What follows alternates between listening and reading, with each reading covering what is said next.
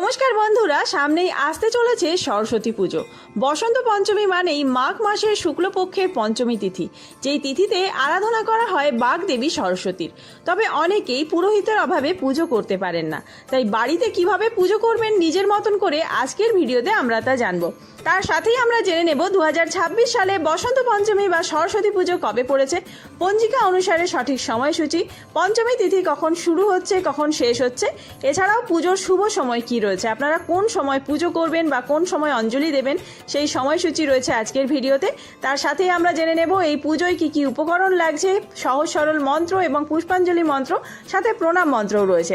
তো চলুন বন্ধুরা, দেরি না করে ভিডিওটি শুরু করা যাক। যদি আমার চ্যানেলে নতুন হয়ে থাকেন অবশ্যই চ্যানেলটি সাবস্ক্রাইব করে এবং ভিডিওতে একটি লাইক করে শেষ পর্যন্ত সাথে থাকবেন। আশা করি ভিডিওটি আপনাদের জন্য খুবই হেল্পফুল হবে। ভিডিওটির মূল পর্বে যাওয়ার আগে মা সরস্বতী দেবীর অশেষ কৃপা পেতে কমেন্ট বক্সে লিখুন জয় মা সরস্বতী দেবীর জয়। কাদের কাদের বাড়িতে সরস্বতী পুজো হচ্ছে অবশ্যই কমেন্ট বক্সে জানাবেন। আমাদের বাড়িতে সরস্বতী পুজো হয় প্রতি বছর। ভিডিওর শুরুতেই আমরা জেনে নেব এই বছর অর্থাৎ 2026 সালে 1432 বঙ্গাব্দে সরস্বতী পুজো কবে পড়েছে। 23 জানুয়ারি 9 মাঘ শুক্রবার দিন পড়েছে সরস্বতী পুজো। পঞ্চমী তিথি শুরু হচ্ছে 22 জানুয়ারি 8 মাঘ বৃহস্পতিবার রাত্রি 1:39 থেকে। পঞ্চমী তিথি সমাপ্ত হবে 23 জানুয়ারি 9 মাঘ শুক্রবার রাত্রি 12:28। অর্থাৎ উদয় তিথি অনুসারে 23 জানুয়ারি 9 মাঘ শুক্রবার দিন মাঘ মাসের শুক্লপক্ষের পঞ্চমী তিথি, এই দিনেই পালিত হবে সরস্বতী পুজো। এবার চলুন জেনে নেওয়া যাক সরস্বতী পুজোর জন্য সবচেয়ে শুভ সময় কি রয়েছে। সকাল 7:15 থেকে শুরু করে দুপুর 12:50 পর্যন্ত এই সময়টি অত্যন্ত শুভ। বিশ্বাস করা হয় যে এই সময় পুজো করলে শুভ ফল লাভ করা যায়। এবার চলুন জেনে নেওয়া যাক যাদের বাড়িতে পুজো রয়েছে তারা কি কি উপকরণ সরস্বতী মায়ের জন্য আগে থেকে জোগাড় করে রাখবেন।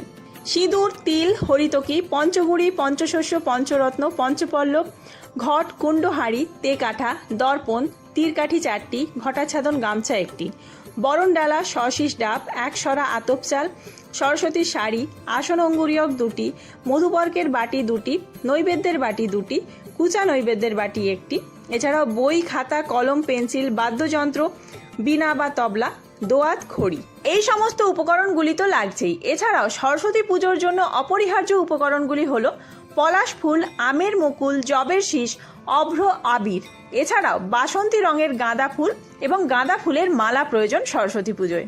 এছাড়াও পুজোয় যে সমস্ত মাটির উপকরণ লাগে মানে কুমোর বাজার, সেগুলি হলো ঘটকলসি 1টি, দ্বারঘট 2টি, আগভার 4টি, টাঠি অর্থাৎ আগভারের ঢাকা 4টি, হাতসরা 2টি, বড় মালসা 1টি, দীপ 2টি, দীপাসন 1টি, জাগ হাঁড়ি 1টি, পুনপাত্র হাঁড়ি 1টি, রচনা হাঁড়ি 1টি, এছাড়াও বড় চাঁদমালা 1টি আর ছোট চাঁদমালা 1টি।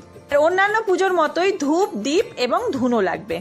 এবার জেনে নেওয়া যাক যাদের বাড়িতে সরস্বতীর মূর্তি রয়েছে বা সরস্বতীর ফটো রয়েছে, চিত্র রয়েছে, তারা কিভাবে আপনারা নিজের মতন করে মা সরস্বতীকে পুষ্প অর্পণ করবেন এবং নৈবেদ্য নিবেদন করবেন।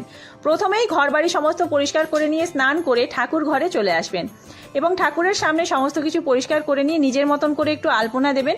পারলে ওই ফটোটি সেই দিনকে পরিষ্কারভাবে, মূর্তি থাকুক কি চিত্র থাকুক, আপনারা সেটি পরিষ্কারভাবে একটি কাপড় দিয়ে মুছিয়ে দেবেন। তারপরে ছোট্ট একটি মালা পরিয়ে দেবেন আর তারপরেই আপনারা পুজোর যে সমস্ত নৈবেদ্য এনেছেন সমস্ত কিছু মায়ের সামনে অর্পণ করবেন। এরপরে হাতে ফুল আর বেলপাতা নেবেন। ফুল বেলপাতা নিয়ে আপনারা এই মন্ত্র উচ্চারণ করবেন। নমো সরস্বতী মহাভাগে বিদ্যে কমললোচনে বিশ্বরূপে বিশালাক্ষী বিদ্যাং দেহি নমস্তুতে। জয় জয় দেবী চরাচর সারে কুচযুগ শোভিত মুক্তাহারে বীণা রঞ্জিত পুস্তক হস্তে ভগবতী ভারতী দেবী নমস্তুতে। এই বলে আপনারা ফুল আর বেলপাতা মায়ের পায়ে অর্পণ করবেন। এটি সরস্বতী পুজোর প্রণাম মন্ত্র। এবার চলুন জেনে নেওয়া যাক সরস্বতী পুজোর পুষ্পাঞ্জলি মন্ত্র কি রয়েছে।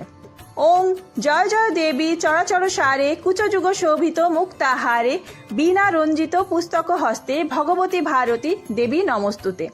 নমো সরস্বত্যৈ নমো নমো নিত্যং ভদ্রকাল্যৈ নমো নমো বেদ বেদাঙ্গ বেদান্ত বিদ্যাস্থানেভ্য এ বচ এসো সচন্দন পুষ্প বিল্ল পত্রাঞ্জলি সরস্বত্যৈ নমো। এই মন্ত্রে 3 বার করে অঞ্জলি দেওয়ার নিয়ম রয়েছে, অর্থাৎ 3 বার করে হাতে ফুল নেবেন, 3 বার এই মন্ত্র উচ্চারণ করবেন এবং মায়ের পায়ে সেই ফুল অর্পণ করবেন। এরপরে আপনারা মনস্কামনা জানাবেন এবং মাকে সমস্ত নৈবেদ্য গ্রহণ করার জন্য আর্জি জানাবেন। তারপরে আপনাদের পুজো সম্পন্ন হবে। সব শেষে ধূপ দ্বীপ দেখিয়ে আর ধুনো দেখিয়ে আরতি করবেন মায়ের কাছে। তো বন্ধুরা, আজকের ভিডিওটি এই পর্যন্তই। ভিডিওটি যদি হেল্পফুল হয়ে থাকে বন্ধুদের মধ্যে অনেক অনেক বেশি শেয়ার করবেন। কোনো কিছু জানার থাকলে সেটি কমেন্ট করতে পারেন। আমি আশা করি খুব তাড়াতাড়ি সেই কমেন্টের রিপ্লাই দেব।